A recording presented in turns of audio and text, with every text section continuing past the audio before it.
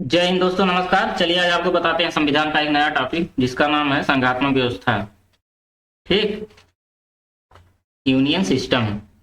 तो आप लोगों को पता ही होगा कि भारत में कौन सी व्यवस्था है, फेडरेशन है या यूनियन है। चलिए एक चीज का ध्यान दीजिएगा, नींद से इतना भी प्यार ना करो कि मंजिल ही ख्वाब बन जाए। ठीक, तो ठंड का मौसम है, जान ही रहे हो। चलिए देखते हैं, पहले देखते हैं एकात्मक व्यवस्था, पहले देख लेते हैं। ठीक, एकात्मक व्यवस्था।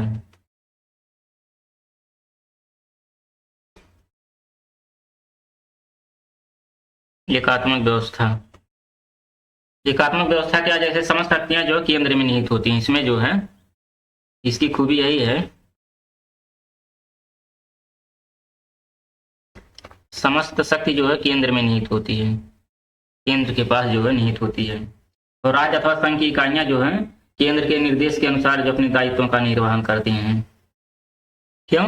क्योंकि समस्त शक्तियां जो केंद्र में निहित हैं, इसलिए इसलिए राज्य अथवा संघ, ठीक, राज्य अथवा संघ जो है इस केंद्र के दिशा निर्देश के अनुसार, ठीक, इस केंद्र के दिशा निर्देश के अनुसार जो है अपने दायित्व का निर्वहन करती है। जो भी करना रहता है उसके अनुसार जो है काम करती है, केंद्र के अनुसार, एकात्मक व्यवस्था में। लेकिन संघात्मक व्यवस्था में ऐसा नहीं है। देखते हैं संघात्मक व्यवस्था।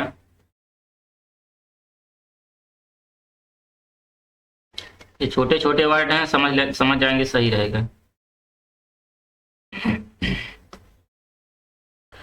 संघात्मक व्यवस्था में देखिए, संघ के दो नाम हैं। कौन कौन से? एक तो है फेडरेशन, ठीक, पहला फेडरेशन है, दूसरा दूसरा यूनियन है। एक फेडरेशन है, दूसरा यूनियन है। फेडरेशन जो है अमेरिका में है, यूनियन भारत में है। भारत में जो है यूनियन सिस्टम है, लेकिन अमेरिका में फेडरेशन सिस्टम है। इसका मतलब क्या है, समझ रहे हैं?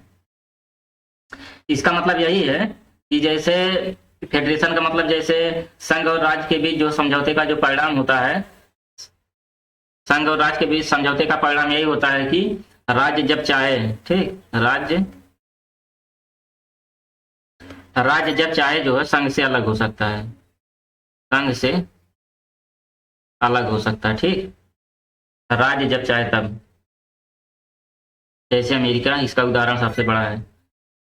लेकिन यूनियन सिस्टम में ऐसा नहीं है। यूनियन सिस्टम में ऐसा नहीं है, क्योंकि जो है राज्य को संघ से अलग होने का अधिकार नहीं है। राज्य को संघ से अलग होने का अधिकार नहीं है। ठीक, लेकिन इसमें जो है राज्य जब चाहे तब संघ से अलग हो सकता है, लेकिन इसमें ऐसा नहीं है। भारत में जो है यूनियन सिस्टम इसीलिए अपनाया गया है कि भारत जो है फिर टूटने ना पाए। इतनी मेहनत से जो है एक हुआ है हमारा प्यारा भारत, तो फिर जो है अलग ना होने पाए। अगर कोई भी जो है भारत का राज्य जो है या चाहे कि जो है हम संघ से जो है अलग हो जाएं, तो उसको जो है अलग होने का अधिकार नहीं है। ठीक, चलिए देखते हैं एकात्मक व्यवस्था है। ठीक, एकात्मक व्यवस्था क्या है, चलिए इसको बताते हैं।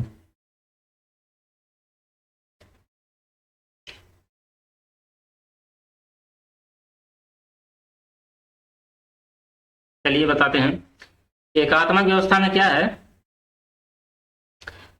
सबसे शक्तिशाली जो है एकात्मक व्यवस्था में केंद्र होता है। जैसे यही है यूनियन सिस्टम, सबसे शक्तिशाली कौन है? संघ है।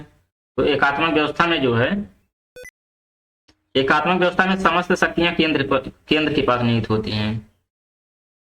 केंद्र के पास जो है समस्त शक्तियां निहित होती हैं। जब केंद्र के पास समस्त शक्तियां निहित होती हैं, तो केंद्र जो है सबसे शक्तिशाली होगा। तो सबसे शक्तिशाली शक्तिशाली केंद्र होता है। और इसकी दूसरी विशेषता ये है कि इसमें एकल संविधान होता है। ये नहीं कि जो है केंद्र में अलग संविधान, राज्य में अलग संविधान। एक ही संविधान हर जगह लागू होगा, एकल संविधान, एकल संविधान। और एकल नागरिकता,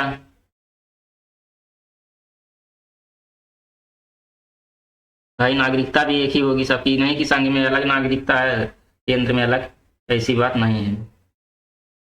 और एकीकृत न्यायपालिका होगी, एकीकृत न्यायपालिका, ठीक। और उसके बाद राष्ट्रपति द्वारा राज्यपाल की नियुक्ति की जाएगी, राष्ट्रपति द्वारा, एकात्मक व्यवस्था में राष्ट्रपति द्वारा राज्यपाल की नियुक्ति। कहने का मतलब जो है राष्ट्रपति जो है राज्यपाल को जो है नियुक्ति पत्र देगा, वही नियुक्त करेगा राष्ट्रपति ही। और उच्च सदन में राज्यों का जो है असमान प्रतिनिधित्व रहेगा, उच्च सदन में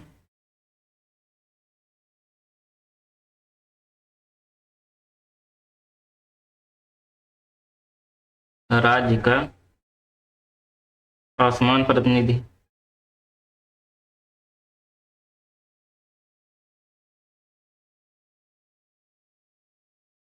असमान प्रतिनिधित्व रहेगा, ठीक। और केंद्र पर राज्यों की निर्भरता जो रहेगी, कहने मतलब राज्य जो है, राज्य केंद्र पर निर्भर रहेगा, ठीक। राज्य जो केंद्र पर निर्भर रहेगा, ये तो जो है एकात्मक व्यवस्था के लक्षण हो गए सारे, ठीक। चलिए इसके बाद जो है यूनियन सिस्टम पढ़ाते हैं, संघात्मक व्यवस्था। चलिए देखते हैं, इसको भी देख लेते हैं।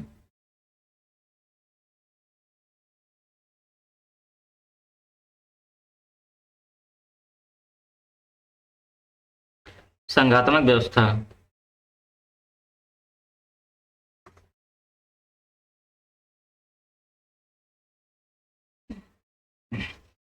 चलिए बताते हैं संघात्मक व्यवस्था जो यह जो भारतीय संविधान में निहित है, संघात्मक व्यवस्था जो है भारतीय संविधान में निहित है। इसकी क्या जो है विशेषताएं हैं, चलिए इसको बताते हैं संघात्मक व्यवस्था की। यहाँ जो संविधान की सर्वोच्चता होती है, संघात्मक व्यवस्था में जो है संविधान ही सर्वोच्च होता है, तो जो है संविधान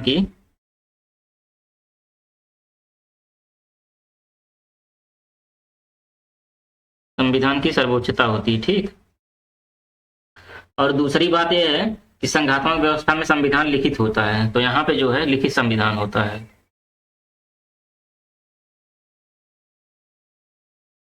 लिखित संविधान होता है। और तीसरा मेन पॉइंट ये है कि संविधान जो है सबसे कठोर होता है, संघात्मक व्यवस्था में सबसे कठोर संविधान,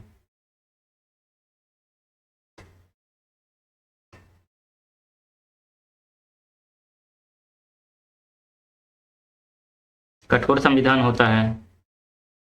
और चौथी सबसे बड़ी विशेषता यह है कि शक्तियों का विभाजन होता है केंद्र और राज्य में,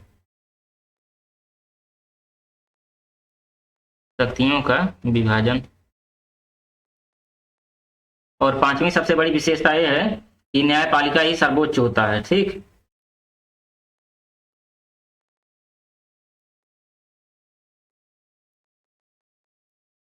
न्यायपालिका ही सबसे सर्वोच्च होता है। छठवां यह है कि इसमें द्विसदनी विधायिका होती है, द्विसदनी विधायिका होती है। द्विसदनी विधायिका का मतलब इसमें जो है एक उच्च सदन होता है, एक निम्न सदन होता है, ठीक। एक उच्च सदन होता है और दूसरा जो है निम्न सदन होता है। ये तो हो गया जो है संघात्मक व्यवस्था, ठीक। उम्मीद करता हूँ कि यहाँ तक अच्छे से समझ में आ गया होगा। अगर यहाँ तक कोई दिक्कत हुआ होगा तो बताइएगा कमेंट बॉक्स में, फिर से जो अच्छे से बता देंगे। चलिए दोस्तों मिलते हैं नेक्स्ट वीडियो में, तब तक के लिए जय हिंद दोस्तों, नमस्कार।